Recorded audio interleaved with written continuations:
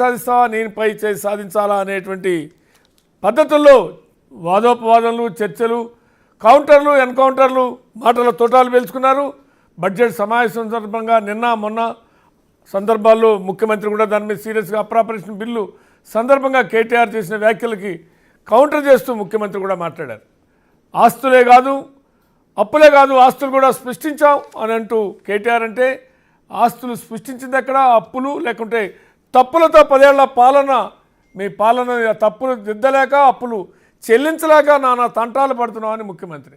చివరికి బడ్జెట్ సమావేశాలు నిన్నటితో ప్రశాంతంగా ముగిసినా ఎవరు రాజకీయంగా ఆధిపత్యం సంపాదించారనే చర్చ అటు రాజకీయ వర్గాల్లో సాగుతుంది. అదే మన టాపిక్లోకి వెళ్దాం. అందుకనే ముందు ఆ వివరాలు ఒకసారి చూద్దాం. అసెంబ్లీ బడ్జెట్ సెషన్లో అధికార విపక్షాల మధ్య టఫ్ ఫైట్ నడిచిన ఫ్లోర్ మేనేజ్మెంట్లో అధికార పక్షం కాంగ్రెస్ బెటర్మెంట్ చూపించింది. నువ్వొకటంటి నేను రెండంటా అన్నట్లుగా వ్యవహారం నడిచింది. సబ్జెక్ట్ ఏదైనా సందర్భం ఇంకేదైనా సూటిగా క్వశ్చన్ టు ఆన్సర్ అన్నట్లుగా సభా సమరం నడిచింది. ముఖ్యంగా బీఆర్ఎస్ ను కంట్రోల్లో పెట్టడంలో సీఎం రేవంత్ రెడ్డి సక్సెస్ అయ్యారు. ప్రతిపక్షం ప్రశ్నల కంటే విమర్శలపై ఎక్కువ ఫోకస్ పెట్టడంతో వాటన్నిటికీ స్ట్రాంగ్ గానే కౌంటర్లిచ్చారు సీఎం రేవంత్. నేను ముఖ్యమంత్రి గారికి కోరుతా ఉన్నా, పాలకుడికి కావాల్సింది కక్ష కాదు. మీరు చిన్న వయసులో ముఖ్యమంత్రి అయినారు, సర్వ్ చేయండి, మంచిగా సర్వ్ చేయండి, ఇచ్చిన ప్రతి హామీ నిలబెట్టుకోండి, తప్పకుండా మళ్ళీ ప్రజలు అనుగ్రహించిన ఆశ్చర్యం లేదు. కానీ మీరు ఇదే రకంగా పోతే కేవలం కక్షతో పగతో ప్రతీకారంతో తుడిచేస్తా చెరిపేస్తా కూల్చేస్తా అంటే మాత్రం మీరే నష్టపోతారు. నన్ను అక్రమ కేసులు పెట్టి అదే చెర్లపల్లి జైల్లో డిటెన్షన్ సెల్లో పెట్టారు అధ్యక్ష. 16 రోజులు నిద్రలేని రాత్రులు గడిపిన పార్లమెంట్ సభ్యుడిగా పార్టీ వర్కింగ్ ప్రెసిడెంట్గా అయినా నేను కక్ష చూపించలేదు అధ్యక్ష. నిజంగానే నేను కక్ష చూపించదలుచుకుంటే మీ కుటుంబంలో ఒక్కరు కూడా బయట ఉండరు అధ్యక్ష, అందరు చెర్లపల్లినే. గతంతో పోలిస్తే ఫ్లోర్ మేనేజ్మెంట్ విషయంలో అధికార పక్షం అడ్వాన్స్ అయింది. తమ ప్రభుత్వంలో జరుగుతున్న మేలును జరుగుతున్న అభివృద్ధి పనులను ప్రస్తావిస్తూనే గత బీఆర్ఎస్ ప్రభుత్వ తప్పులను ఎండగట్టారు సీఎం. అటు అప్పులు చేసిన అభివృద్ధి చుట్టూ లాస్ట్ డే ఘాటుగానే డిబేట్ నడిచింది. చివరి రోజు రాష్ట్ర ఆర్థిక పరిస్థితిపై కాగ్ రిపోర్ట్ టేబుల్ చేయడంతో మ్యాటర్ అంతా ఆ రిపోర్ట్ చుట్టే తిరిగింది. ప్రభుత్వం చెప్పినన్ని అప్పులు లేవని బీఆర్ఎస్ అంటే అన్ని కలిపితే అదే లెక్క అని కాంగ్రెస్ కౌంటర్ చేసింది. ఏ కులమానాలతో కొలిచినా, ఏ తూకం రాళ్లతో తూచినా, ఏ ప్రమాణాలతో లెక్కించినా, ఏ సూచికలతో పోల్చి చూసినా తెలంగాణ ఖచ్చితంగా దిగ్గజ రాష్ట్రమే, దివాలా రాష్ట్రం కాదు. మీరు మోపిన దివాలా అనే మాటలకు ఆధారాలు లేవు. మేం చెప్తున్న మాటికి ఇవాళ ఆధార సహితంగా రిపోర్ట్లతో సహా నేను డిప్యూటీ సీఎం గారికి నేను పంపిస్తాను.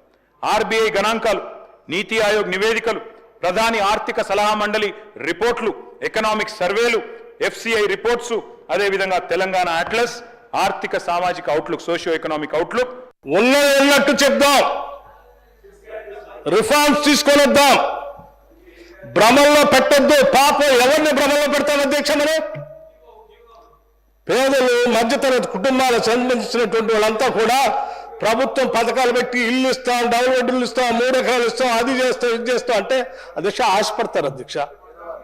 పెడతామంటే వస్తారు, మీరు పెడతామన్నారు కదా, వచ్చి మీ దగ్గరికి అడిగితే కొడతామంటే పారిపోతారు.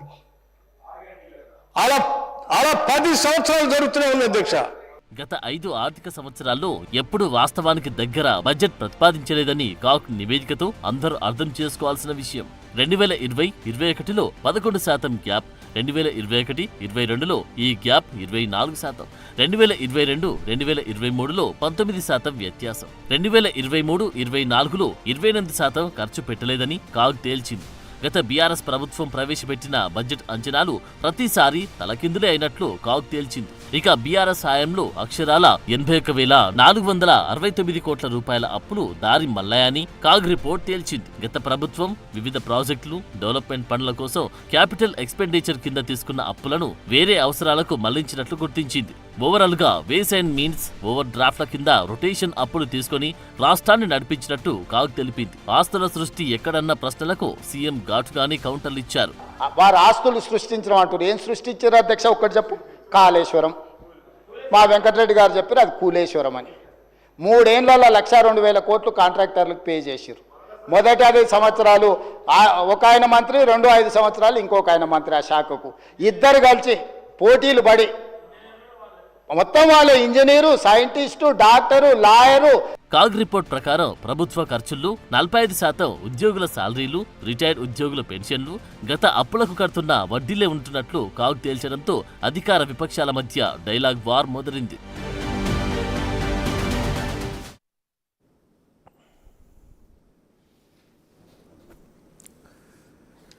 ఇక ఇది